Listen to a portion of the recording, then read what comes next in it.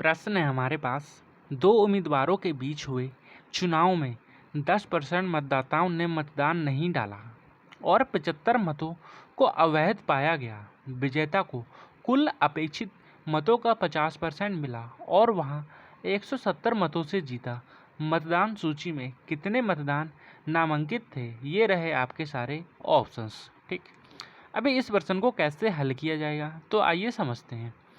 तो प्रश्न में हमें दो उम्मीदवार दिए हैं, ठीक, उनके बीच एक चुनाव हो रहा है, उसमें से 10% मतदाताओं ने अपना मत नहीं डाला है। तो अगर मैं मान लूँ कि मेरे पास टोटल मतदानकर्ता, ठीक है, जिनका नाम आया है वो टोटल 100x है। ठीक, अभी x क्यों मानते हैं?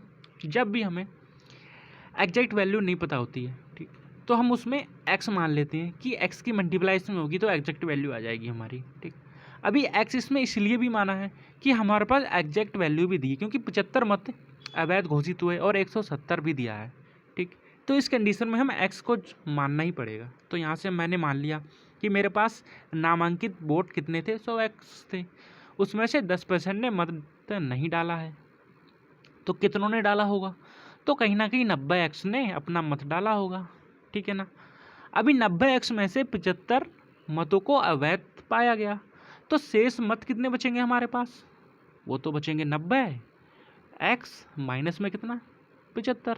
अब ये हमारे पास शेष मत बचे हुए हैं जिसमें से हारे हुए और जीते हुए उम्मीदवार को मत मिलेंगे। ठीक, विजेता को कुल अपेक्षित मतों का 50% मिला है। अभी ये बात हमें ध्यान में रखनी है कि प्रश्न कह रहा है कि कुल अपेक्षित मतलब कि जितने नामांकित थे, मतलब जो उम्मीदवार था अपेक्षा कर रहा था कि भाई जितने भी ये वोट हैं सारे के सारे वोट डालेंगे। ठीक, तो वो अपेक्षा कर लिया उसने कि इसमें से मेरे को पूरे वोट मिलेंगे, लेकिन उसमें से उसको 50% वोट मिले हैं। तो ये कुल नामांकित वोट हमने कितने माने? 100x। तो इसका 50% अगर हम निकालें तो मेरे पास सीधे सीधे 50x आएगा। तो मिले तो इसमें से हैं कितने?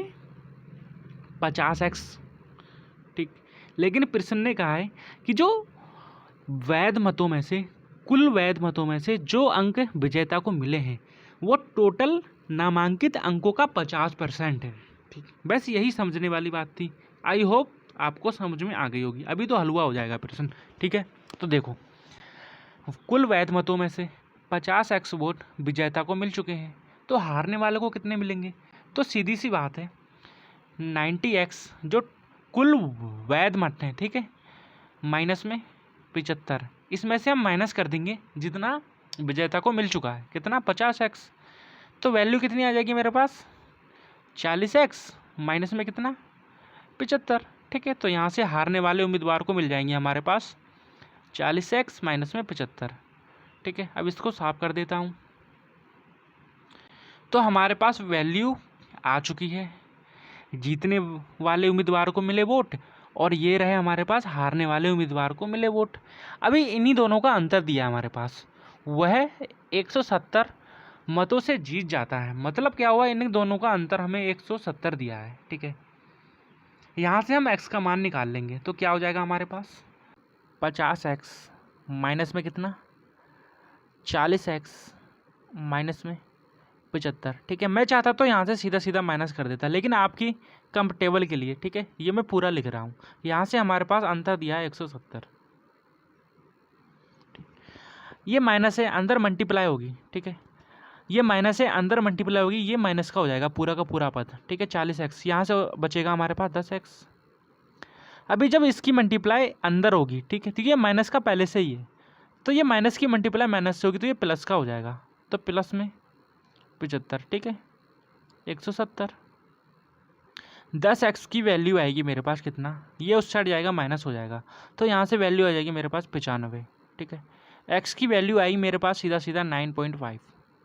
ठीक, हमसे क्या पूछा है कि मतदान में नामांकित थे, मतलब कितने वोटों की लिस्ट में कितनों का नाम था। ठीक, तो हमने माना था कि जो वोट में नामांकित व्यक्ति थे जिनका नाम था वो 100x था और x की वैल्यू हमारे पास 9.5 आ चुकी है। ठीक, तो x की मल्टीप्लाई हो जाएगी 100 से, तो वैल्यू आ जाएगी हमारे पास सीधा सीधा 950। क्या ऑप्शन में है? ऑप्शन नंबर 3 हमारा राइट और करेक्ट आंसर हो जाएगा। ठीक है, एकदम बेसिक से समझाया, आई होप समझ में आया होगा। ठीक, धन्यवाद।